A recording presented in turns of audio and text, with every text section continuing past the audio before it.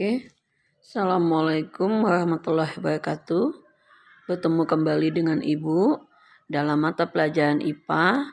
Nah, pada kesempatan kali ini kita akan melanjutkan materi tentang sistem reproduksi pada manusia, di mana pada minggu lalu kalian sudah mempelajari tentang pembelahan sel baik secara mitosis maupun meiosis. Baiklah, semoga kalian bisa mengikuti materi hari ini. Pada kesempatan kali ini, Ibu akan memberikan materi tentang struktur dan fungsi sistem organ reproduksi manusia. Seperti pada gambar, kalian melihat yang sebelah kiri kalian yaitu organ reproduksi laki-laki, berikut dengan organ dalamnya, dan yang kedua yaitu organ reproduksi pada perempuan. Untuk lebih jelasnya, kita akan membahas satu persatu. Organ reproduksi laki-laki.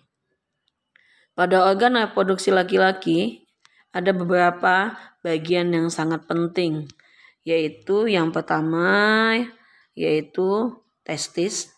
Testis ini merupakan tempat di mananya sel sperma itu dihasilkan. Pada testis nanti setiap akan sel sperma siap untuk membuahi, maka dia akan dihasilkan melalui proses yang namanya spermatogenesis. Bagaimana proses terjadinya nanti akan Ibu jelaskan. Nah, lalu sperma yang dihasilkan pada testis itu nanti akan disiapkan pada epididymis. Nah, ketika sperma itu bisa akan dipakai, maka sel sperma akan keluar melalui epididymis dan melalui ductus deferens. Ini namanya saluran sperma. Nanti saluran sperma ini akan sampai mengalir melalui suatu selang yang kalian perhatikan itu seperti selang kecil. Dia lalu ke arah vesicula seminalis. Pada vesicula seminalis, maka dia akan bermuara nanti masuk ke uretra. Dari uretra lalu dia ke penis dan nanti akan keluar melalui ujung penis atau glans penis itu tadi. Ibu ulangi, dari testis dikeluarkan lalu ke epididymis melalui selang ductus deferens, lalu dia masuk ke vesicula seminalis atau seminalis vesicle, lalu ke uretra, lalu nanti keluar dari tubuh melalui ujung penis.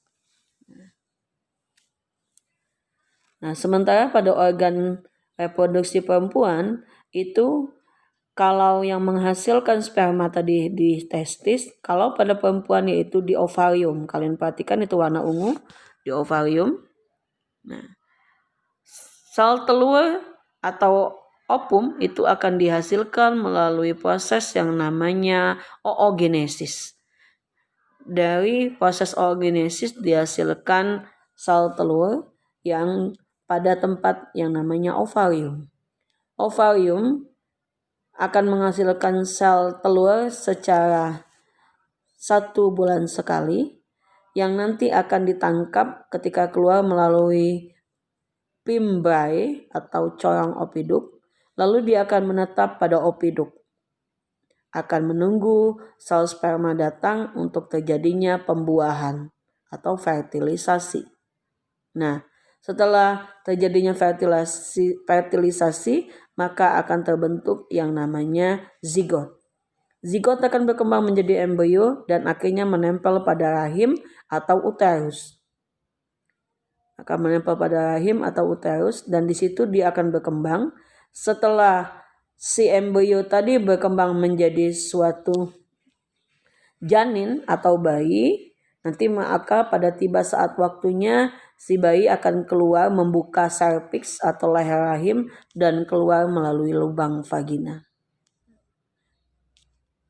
Sekarang Ibu akan menjelaskan bagaimana sel sperma dan sel telur itu dihasilkan. Proses yang terjadi pada sel sperma itu disebut spermatogenesis. Spermatogenesis itu dari spermatogenesis itu dihasilkan oleh satu berubah atau berkembang menjadi spermatosit primer.